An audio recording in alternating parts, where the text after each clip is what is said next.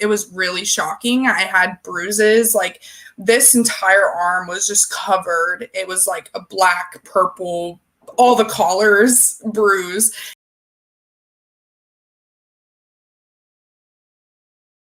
I brought you several videos, probably 3 or 4. Excellent videos of activists interrupting your ruling elite, for lack of a better term. These elite officials in many places. Some of them are Congress people. Some of them are on the boards of big oil companies. And these activists have interrupted them, have not allowed them to continue with business as usual, and have forced them to face the harm of the climate crisis, literally in their face, because most of the time they're in their bubble. They don't see the reality. They don't see the people who want to scream at them, do something. And so that type of action is incredibly important. And Climate Defiance, I think I'm getting that name right, has done amazing work in their short time. And now I'm bringing you one of the founders, Rylee Haught. Hello. Hi, thank you so much for having me. Yeah, no problem. Thanks for being here. I'm sorry for all the difficulties. Really appreciate you giving us the time. So what you guys have been doing has just been amazing. And how long have you been active? It's not that old, right? Yeah, we officially launched on March 22nd. So it's only been 3 months and we've done over around 20 direct actions so far, I think. Yeah, it's incredible. And you know, I think the most recent one I showed was the Chuck Schumer. I don't know if that was a fundraiser or just a dinner. It was a fundraiser. Yeah, of very it seemed high level fundraiser. I mean, the guy, this said a lot. The guy yelling into your camera, "How did you guys even get in here?" Because they do not want you there. So talk about how you choose who to interrupt and why you're doing it. Yeah, absolutely. So yeah, as mentioned, Climate Defiance is a new youth-led org focused on using mass direct action and disruptive direct action tactics to confront the climate crisis, specifically folks that are super entrenched in fossil fuel funds. And so as far as who we decide to disrupt, it's really the folks that are most culpable for the climate crisis on a policy level. And, you know, we started as focusing on the Biden administration specifically because Biden has the authority to declare climate emergency, to end new oil and gas leases. That's also something he promised he would do when he ran for office. No new drilling, period, in his words. And yeah, so he is no climate president. And we are trying to make that case very clear because a lot of environmental groups aren't willing to push Biden as far as he needs to be pushed for some reason. So I think we kind of fill that gap pretty well because, like you mentioned, these people need to hear from the folks who are directly impacted. So yeah, the action where we disrupted Manchin was really close to my heart because I'm from West Virginia. I've been fighting against the Mountain Valley Pipeline and amongst other things. Yeah, Manchin just doesn't give a shit about West Virginians. So that was definitely the one action that really stuck out to me, but there's been around 20 of them so far. So they're a bit jumbled as far as who do we pick, you know, it's like, there's a lot of them. Well, yeah. And so there's some with well-known names like Manchin, who, you know, he also proves how meaningless the two-party divide is on so many of these topics. It's, you know, how does he not count as a Republican? It's all very laughable. I mean, the reason he's not a Republican is because the Democrats are essentially equally bad on all this stuff. They just are full of a lot of nice talk about climate change and about how they'll do something one day, any day now. But some of the people that are interrupted are not as well known, such as I believe it was the person from Harvard who's on the board of ConocoPhillips. Is that right? Jody Freeman, in San Francisco was having an event. I will say, like, I guess on the terms of like, how do we pick? I think a lot of folks have been coming to us and been like, hey, like this event is happening. This person is entrenched. Like, here's how, like, can you help us put together a direct action there? And so it kind of comes together pretty naturally. Like, these folks are clearly just doing bad things and the folks around them know it and they want to do something about it. So yeah, Jody Freeman is on the board of ConocoPhillips and also is professor in, I believe, like environmental sustainability is like one of the things that she supposedly teaches as she's like taking in money from sitting on the board of Conoco. So yeah, it's these very stark differences. Like you said, they'll say like corporate sustainability and like here's how our shareholders will benefit from clean energy transition by 2050, while they're actively like supporting some of the worst things for the environment. So calling attention to that has been like really needed, I think. I'm always fascinated with because it amazes me that more people are not like standing up and fighting back and actually willing to go and interrupt some of these events or be in front of these powerful people who could actually make the change and aren't doing it. What was it that pushed you to realize, oh, there's no like other group that's gonna save us? Like it's up to us, you know? Where did I realize it's up to us? I think it's a hard question to answer because looking back, like before I was really an organizer, my first ever march that I attended or protest was the March for Our Lives in DC. And I think just growing up generally in a system where we knew like, and we had trainings on what to do if a shooter came into the school was a very stark realization just from a very young age that it's up to us, you know, like in a very real sense, when we have to face these crises, it is up to us. It's left up to us, even children. So seeing hundreds of thousands of young people in the streets during the March for Our Lives and listening to Yolanda King, Martin Luther King Jr.'s granddaughter, speak to a crowd of hundreds of thousands at only 10 years old was this huge wake-up call. I was 18 at the time, and I thought I didn't know enough to speak out on some of these issues, even though I had directly faced impacts from a lot of these crises and I hadn't realized it yet. And I just didn't think I could speak up. So I think, yeah, that was kind of like the big wake up call for me in realizing it's up to us. And sadly, that means it's up to like young people. I'm constantly hearing people say like, young people, you guys are going to save us. Woohoo. And it's like, y'all have been saying that for generation after generation. It is going to take all of us. Like maybe we're the most vocal, loud, and angry generation on planet Earth right now, but there are reasons for that. And y'all have a responsibility too, as older folks, to like listen to us and take us seriously. So yeah, I'd say that's when I realized it's up to us. Talk about some of the responses you've gotten from these people and the goons, security goons at their events. In every video I've seen, you are a peaceful group of people standing up, holding up signs, sometimes holding up a sarcastic award. You're not holding up anything threatening. And yet, in some cases, they just leave. In other cases, they violently extract you. Yeah, from my personal experience, like I wanted to do the past few actions this past week. We attempted to disrupt a Biden fundraiser, a keynote speech by Vice President Harris, and the Schumer event. All three of those things I wanted to participate in, but last week, or the week before, they're all running together. I went to Detroit, where we were planning on disrupting Secretary of Energy Granholm at the Detroit Free Press Breakfast Club.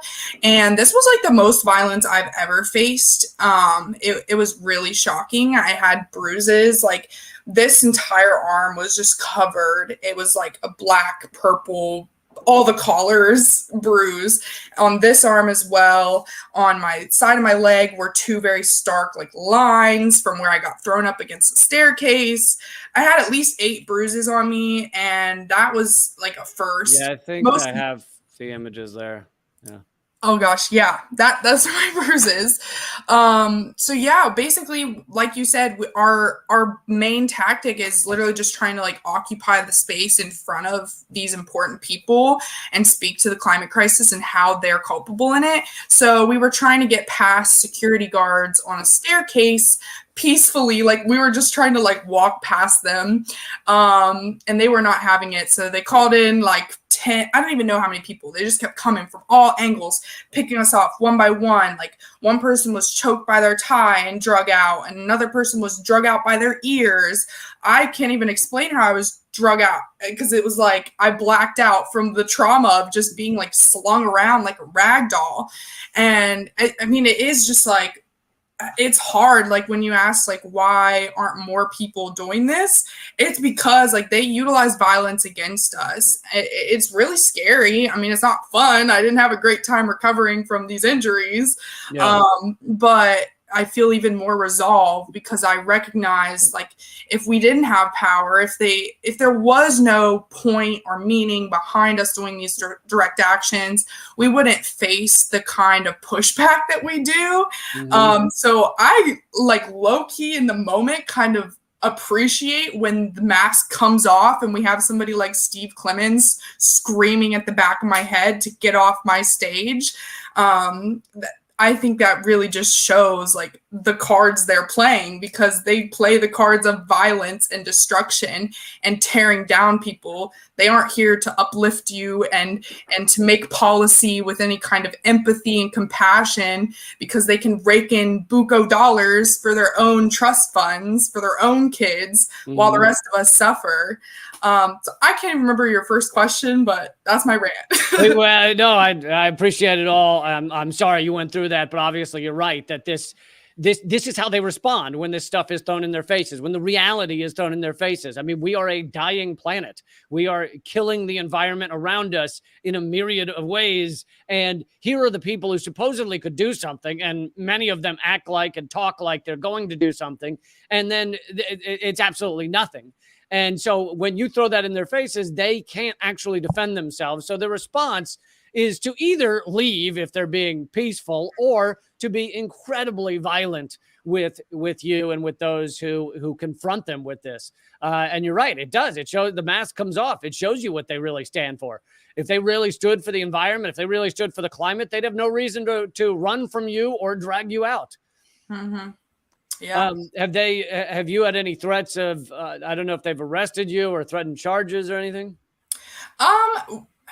Usually when they threaten arrest, it'll be like private security being like, we're going to call the cops. And then they will call the cops. And I think at all of these like disruptive, smaller direct actions, we've not once had the cops be the ones who are either violent towards us or escorting us out. It's always private security who have literally no right to assault you. I mean, the police shouldn't have a right to assault you in the first place, but like these people definitely don't. They have no qualifications. They're just like working at this hotel.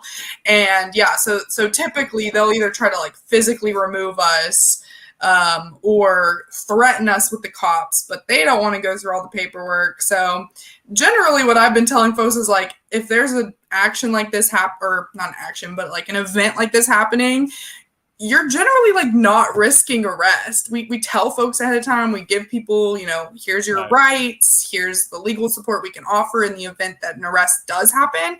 But it hasn't happened a single time at any one of these. They don't want to be seen. It's funny because they don't want to be seen arresting climate protesters, but they also are like literally being seen bruising climate protesters. But yeah. Yeah. And I'd say simply from a strategy standpoint, it makes sense to keep it all very nonviolent and also very clear that it's nonviolent, because then you're right that they look the